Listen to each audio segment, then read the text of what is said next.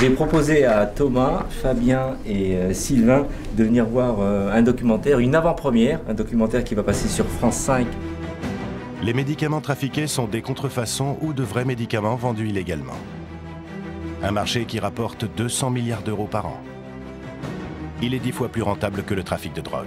Ce documentaire a pour titre « Trafic de médicaments ». Vous l'avez donc vu tous les trois et j'aimerais avoir votre sentiment, ce que vous pensez du documentaire avant de développer un peu. Thomas? Ce que j'ai beaucoup apprécié dans ce film, c'est qu'il met vraiment en exergue, il met en relief à la fois le maillage, la complexité et la proximité des trafics de médicaments. Je pense qu'en France, on se sent un petit peu à tort, protégé à l'abri de tout cela et on réserve ce problème à d'autres endroits du globe. En fait, on se rend compte que ce problème existe, il est présent sur notre territoire et il a tendance à s'amplifier et à s'accentuer de par Internet. La consommation de médicaments en ligne, avec prescription, sans prescription, et il met un peu en relief l'étendue du problème qu'on peut voir aujourd'hui. Fabien, ton sentiment?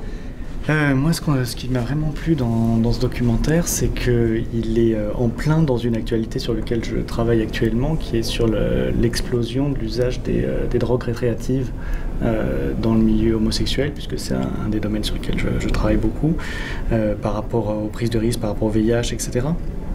Et on voit qu'en fait, il y a vraiment une explosion de cet accès aux drogues sur Internet. Et le point aussi qui était intéressant dans le documentaire, c'est qu'on a tendance à toujours distinguer les drogues des médicaments. Et on en parlait tout à l'heure avec Sylvain. On voit dans ce documentaire qu'en fait, les choses s'imbriquent énormément et qu'on ne peut pas faire une scission comme ça très claire entre je prends des médicaments, donc je suis à l'abri, ou je prends des drogues, donc je suis à risque. En fait, on ne sait pas trop ce qu'il y a dans ces médicaments. On ne sait pas au fond plus que ce qu'on sait qu'il y a dans les drogues elles-mêmes. Ouais. Donc c'est assez troublant et on en discutait juste après le documentaire. Ce qui pouvait être perçu comme un mélange des genres, en fait, c'est peut-être au final assez bien vu parce que c'est la réalité. On ne sait plus trop ce qu'on prend et ça concerne aussi bien les drogues, on voyait les drogues américaines qui arrivent sur le marché français en ce moment, que les médicaments comme le Viagra. C'est quand même très différent. Quand tu dis on ne sait plus ce qu'on prend, tu en consommes? Non, j'en bien. Non, je travaille tellement dedans en fait que j'ai l'impression, voilà, que je m'approprie un peu le truc. Sylvain qui n'en consomme pas aussi? Non. Non, qu'est-ce que tu penses du documentaire, ton avis? Je ne vais pas répéter ce que Fabien et Thomas ont dit. Pour moi, ce qui est important aussi avec ce documentaire, c'est peut-être la prise de conscience, justement. Que les gens qui utilisent Internet, le marché noir, comme on a pu le voir dans le quartier de Barbès, prennent conscience que, c'est illicite, ces médicaments, et puis, deuxièmement, que aussi, c'est leur santé qui est en jeu, que derrière, il y a aussi toute une cascade qui fait que remonter jusqu'en Inde, ça met aussi en péril d'autres choses, parce qu'on voit que le simple achat d'un médicament sur Internet, ça alimente des réseaux qui étaient autrefois des réseaux pour des substances illicites, des drogues, et qui sont en train, vu le marché lucratif, de s'inverser et d'imbriquer les deux. Donc ça, je pense que c'est ce reportage, parce que on voit bien aussi, il y a une espèce de désespérance, les douanes qui certes détruisent des médicaments, mais derrière, il n'y a pas tellement d'action. Après, il y a des démantèlements de réseaux, mais ça prend du temps. Comme le reportage qui a été fait a pris du temps, je pense que le démantèlement des réseaux prend du temps. Si on appauvrit déjà ce marché, que ce soit sur Internet ou le marché noir, en disant aux gens ne prenez pas des médicaments ou des substances, parce qu'on ne sait même pas ce qu'il y a dedans, qui mettent en péril votre vie. Pourquoi? Pour bander plus, pour être plus beau, pour mincir, parce que c'était les trois grands axes, on va dire. Donc en gros, pour l'apparence. Est-ce que vraiment on peut peser... Voilà, nous on est pharmaciens, on fait la balance bénéfice-risque. Ouais. Pour moi, la balance bénéfice-risque de ce type d'achat est clairement défavorable parce qu'on met en danger sa santé. Dans les rues de Paris, d'anciens dealers de drogue se reconvertissent en trafiquants de médicaments. Et derrière les fausses pharmacies en ligne se cachent parfois de simples mères de famille. Mais si vous en avez, on va le trouver, donc dites-nous où ça se trouve. On ne sait pas si, en définitive, on prend effectivement un médicament, tadalafil ou autre, pour faire bander, ou si derrière, il y a du lactose et des impuretés. Ouais. Voilà, c'est vraiment montré. Et puis, il faut se dire que les réseaux qui sont derrière, c'est des réseaux qui sont vraiment dans le sens, on peut vendre n'importe quoi, parce qu'on donne du rêve. Voilà, la personne qui utilisait, on a vu, qui disait, en gros, et c'est très drôle, moi je préfère être une Ferrari, j'ai pas envie de rentrer en Laguna. Oui, d'accord, mais derrière, il faut lui dire que si ça se trouve, il est en train de bousiller ses reins, il est en train de bousiller son foie, il est en train de bousiller son cœur.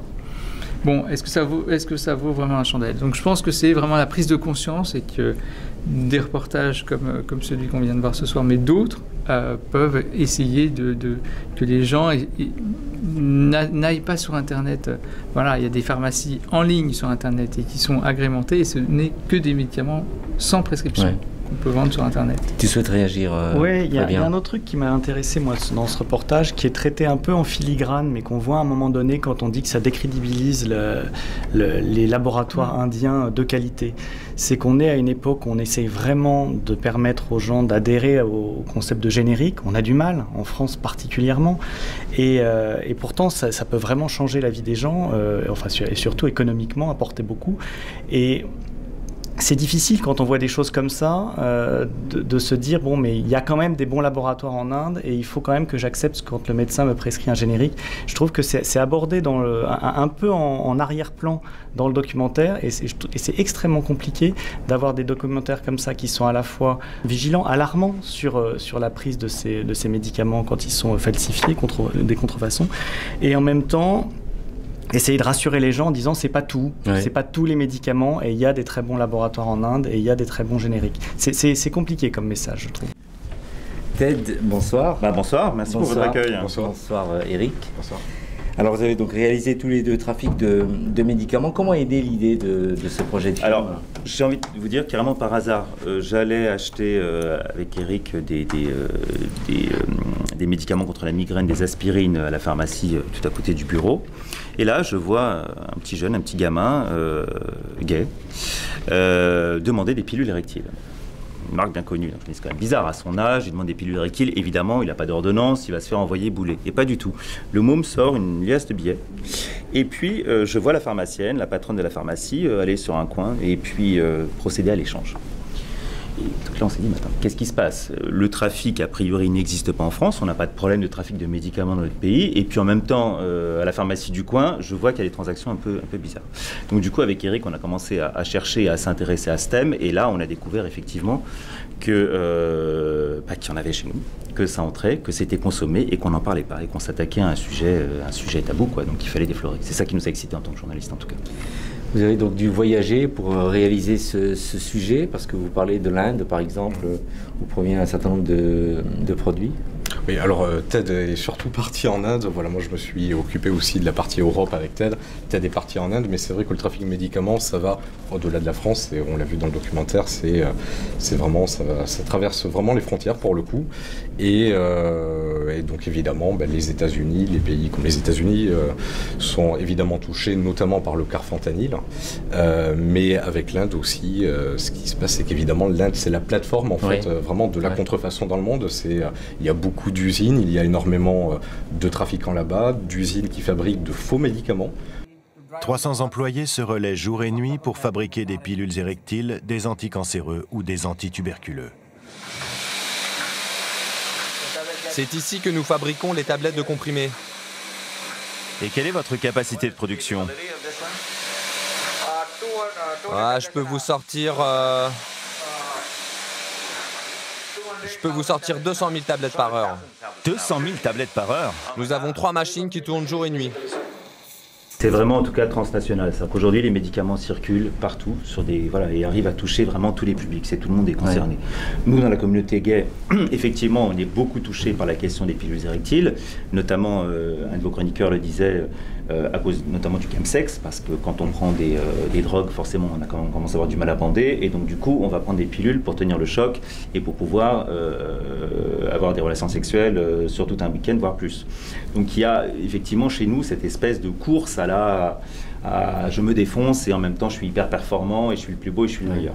Et effectivement, de là, on arrive là à prendre des molécules dont on ne connaît pas les effets. Et d'ailleurs, il y a des molécules extrêmement dangereuses qu'on a trouvées, c'est pas dans le sujet, mais qu'on a trouvées dans le marais, effectivement, oui. avec des molécules qu'on appelle des analogues, c'est-à-dire que ce sont quasiment des répliques de marques très connues comme Viagra ou Cialis, mais en fait ce sont des molécules qui n'ont jamais été testées sur les humains. Et donc là on a quelques marques, d'ailleurs on citait une, Horny Little Devil, donc ça vous l'achetez jamais parce que ça c'est vraiment un pur analogue. Donc si vous prenez ça, bon courage, hein, c'est pas ce que ça fait sur les humains. Et ça c'est en vente chez nous, enfin voilà, dans nos rues, dans nos commerces gays de proximité. Donc après c'est des produits qui sont dits naturels pour la plupart. Et au final, on retrouve une substance active à l'intérieur. Donc c'est souvent de la vardenafil, de la tadalafil, de la sildenafil, les 3 molécules qu'on retrouve dans la plupart de ces médicaments. Et le problème, c'est que bien souvent, ces produits dits naturels, quand ils fonctionnent, d'après la plupart des spécialistes qu'on a pu rencontrer, c'est que forcément, il y a une substance active à l'intérieur. Donc il s'agit d'un médicament, en fait. Ce documentaire donc, il va passer donc, le 22, vous comptez donc intéresser le grand public sur France 5. Oui, alors je pense que honnêtement c'est un sujet à mon avis grand public parce que je crois que les médicaments tout le monde en prend et ça touche tout le monde. On parle des gays mais pas que les gays, tout le monde prend des médicaments. On a déjà une diffusion en Suisse sur la télévision suisse qui était partenaire de la soirée avec un sujet, un format un peu plus court qui était adapté à leur public, qui a très bien marché le 9 octobre et là donc on attend la sortie France 5 le 22. Plongé au cœur d'un des trafics des plus lucratifs et des plus mortels. Moi, je suis assez intéressé par les dernières parties sur le Cachemire, avec cette espèce de trafic, de magouille avec l'État qui est aussi à partie. Et là, on dépasse carrément le cadre gay, mais c'est aussi une population qui en souffre. Et on se demande même pourquoi, si ce n'est parce que c'est une population pauvre. Donc il y a une différence entre ce qui se passe en France, en Europe, voilà, où des gens achètent et alimentent un trafic, et c'est de l'argent. Là-bas, moi, j'ai du mal à comprendre pourquoi on file des mauvais médicaments ou des médicaments qui n'en sont pas, en fait, où il y a des faux médicaments à une population qui, en définitive, est en train de crever, quoi. Voilà, et ça, c'est le côté pharmacien qui ressort. C'est vraiment la différence. Mais c'est pour ça que le reportage était très intéressant, pour voir que ça touchait tout le monde, en fait. Tu parlais de est-ce que ça va intéresser le grand public? Oui, on l'a vu par les différents exemples. Il y a la communauté gay, et à mon avis, c'est en train de déborder aussi sur la communauté hétéro, parce qu'il ne faut pas se leurrer, hein, la performance, tout ça, bandé, voilà. Il y a 2 millions de personnes qui prennent des pilules érectiles, 2 millions, à mon avis, sur prescription. Après, comme on l'a dit, hein, on ne peut pas quantifier.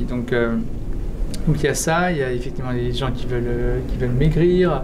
On l'a vu avec l'affaire du Mediator. Maigrir pour les femmes, c'est voilà, ressembler à des images de magazines. Donc je pense que c'est effectivement quelque chose qui peut toucher tout le monde. Le côté aussi bien performance que apparence. Fabien ? Non, moi c'est plus, c'est pas vraiment une question, c'est plus pour aller dans ton sens et vous inciter à faire quelque chose sur le chemsex, parce que je pense vraiment qu'on est en train de rentrer dans une période qui est dramatique. On sort de 30 années de frustration sexuelle dans le milieu homosexuel où on était obligé de mettre la capote. Et là, en même temps, on n'est plus obligé de mettre la capote parce qu'il y a la PrEP qui arrive. On a le Viagra qui vient demander, même quand on prend des médicaments pour se booster, comme tu le disais, et qui fait que tu tiens pendant un week-end entier.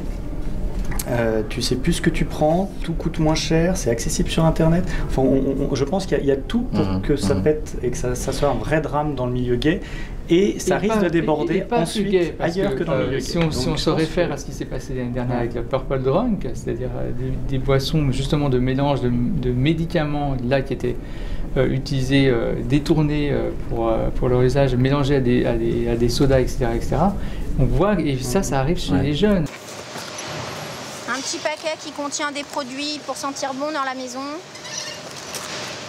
Et si on va un petit peu plus loin, dissimulé sous les petits trucs d'encens, on trouve des produits dopants.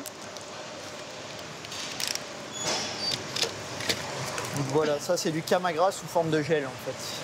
Donc un médicament érectile. Il y a encore quelques années, 90% des saisies concernaient des pilules érectiles. Mais en France, comme partout en Europe, le trafic de médicaments est en train de changer. Depuis 3 ans, il y a une diversification des produits qu'on trouve. Ça reste une majorité de produits érectiles, mais on trouve aussi maintenant toute une panoplie de produits antibiotiques, diurétiques, antidépresseurs, anticancéreux.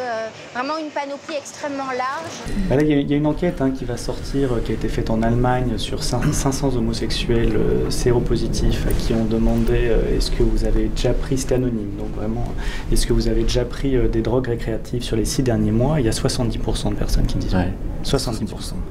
Donc, et il y a les mêmes pourcentages au Canada sur des études faites chez ce qu'on appelle les preppers, c'est-à-dire des personnes séronégatives, mais qui viennent pour demander un médicament pour éviter d'être contaminé en cas de rapport non protégé.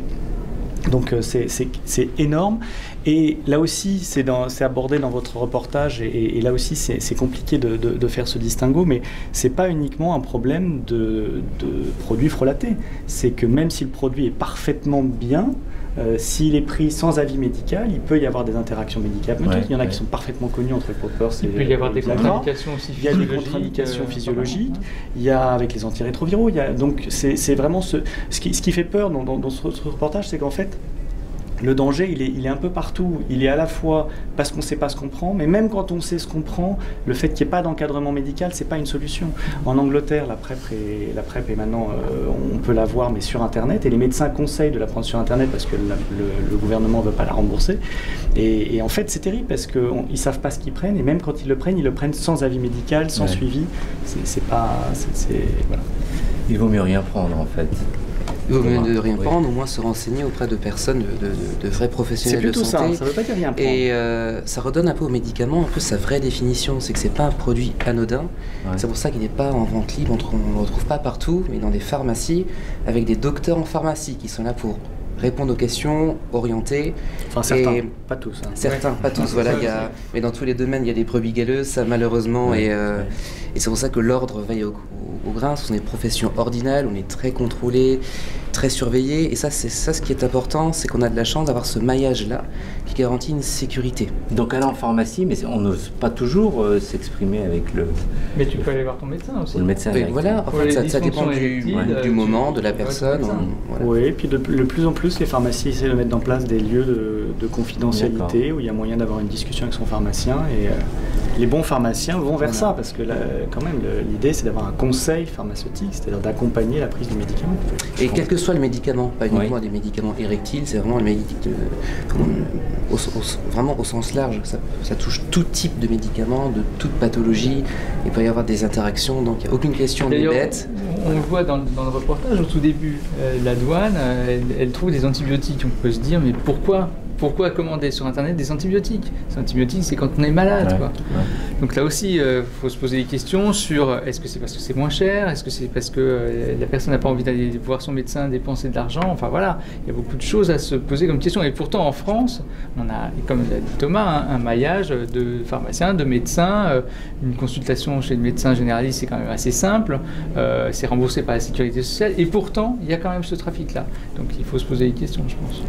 Le 22, donc le documentaire qui passera sur le groupe France Télévisions, France 5, suivi d'un débat. C'est ça, 40 minutes de débat. Mariana Carrère-Dancos, qu'on connaît aussi du magazine de la santé avec Michel Simès. Vous travaillez aussi avec d'autres magazines, enfin d'autres télévisions, comme Radio-Télévision Suisse, pardon. C'est ça, donc ils sont en coproduction avec nous, donc c'est une diffusion en Suisse sur la RTS, France 5 et LCP, la chaîne parlementaire. Voilà. Les médicaments trafiqués sont des contrefaçons ou de vrais médicaments vendus illégalement. Un marché qui rapporte 200 milliards d'euros par an. Il est 10 fois plus rentable que le trafic de drogue. En Europe, le trafic repose essentiellement sur 3 produits. Les pilules érectiles type Viagra ou Cialis, les produits dopants et les compléments minceurs. Qui sont les trafiquants? Comment ces produits passent-ils nos frontières? Quels sont les risques pour notre santé? Notre enquête commence en France. Dans les rues de Paris, d'anciens dealers de drogue se reconvertissent en trafiquants de médicaments. Et derrière les fausses pharmacies en ligne se cachent parfois de simples mères de famille. Mais si vous en avez, on va le trouver, donc dites-nous où ça se trouve. Nous sommes allés aux États-Unis, dans l'État de l'Ohio. Les trafiquants de produits pharmaceutiques fournissent du carfentanil, un médicament pour éléphants, au cartel de la drogue. Coupé avec les stupéfiants pour en décupler les effets, le carfentanil a provoqué 230 overdoses en un seul mois. Le produit arrive en France. La dose mortelle pour un être humain est si petite qu'on peut à peine la voir à l'œil nu. Nous avons infiltré un réseau de trafiquants pour remonter jusqu'à la source du problème, l'Inde. Là-bas, des usines entières alimentent le trafic à destination de l'Europe et du monde. Plongé au cœur d'un des trafics des plus lucratifs et des plus mortels.